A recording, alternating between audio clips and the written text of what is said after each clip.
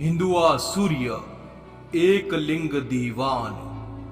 महाराणा प्रताप सिंह भारत के सबसे महान योद्धाओं में से एक थे। उनका जन्म 9 मई सन 1540 को मेवाड़ के कुंभलगढ़ में हुआ था।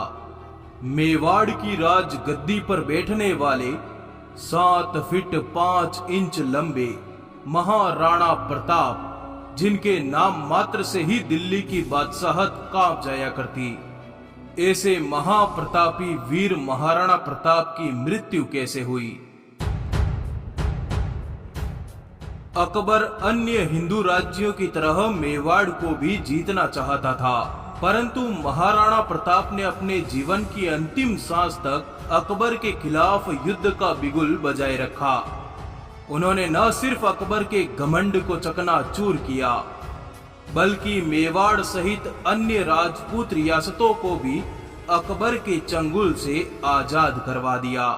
तभी तो कहा गया, जब डूब रही थी कश्ती धर्म की, लगता दूर किनारा था, तब लेकर हाथ में धर्म ध्वजा मेवाड़ी शेर दहाड़ा था। तो दोस्तों, इस वीडियो को पूरा जरूर देखें और लाइक अवश्य करें। चलिए शुरू करते हैं। वो साल था सन 1596, जब मुगलों ने महाराणा के भय से मेवाड़ पर हमले करने बंद कर दिए।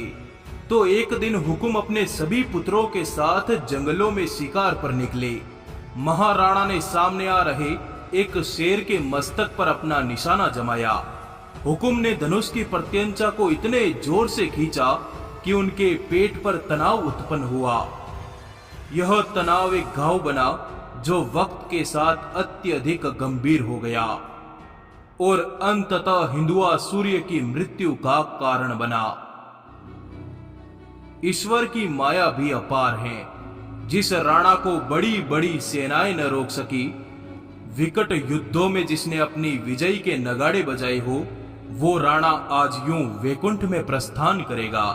दिल्ली का सुल्तान भी जिसके समक्ष आने से घबराता हो, वो राणा प्रताप सिंह आज इस दुनिया से विदा ले रहे थे।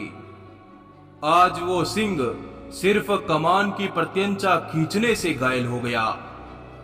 19 जनवरी सन 1597 का सूर्योदय अन्य दिनों की तुलना में अलग था।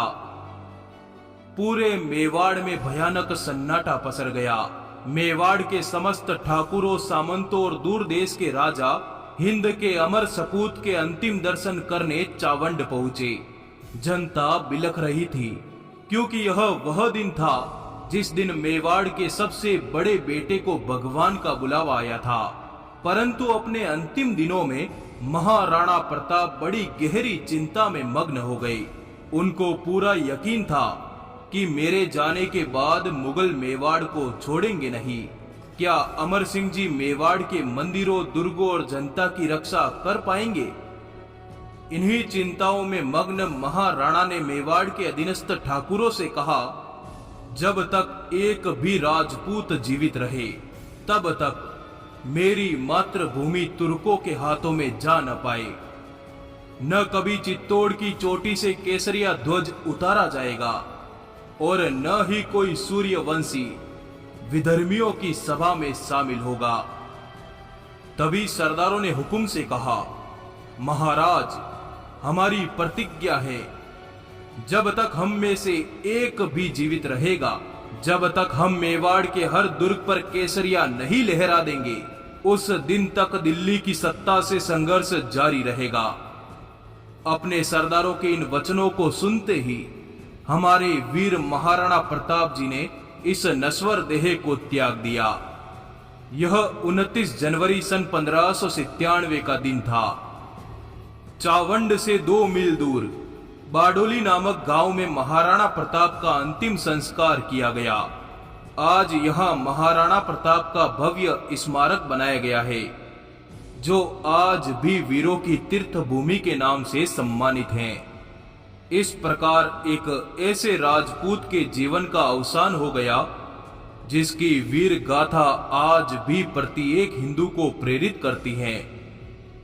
इस संसार में जितने दिनों तक वीरता का आदर रहेगा, उतने ही दिनों तक महाराणा प्रताप सिंह का नाम इस धरती पर उगते हुए सूर्य की भांति चमकता रहेगा।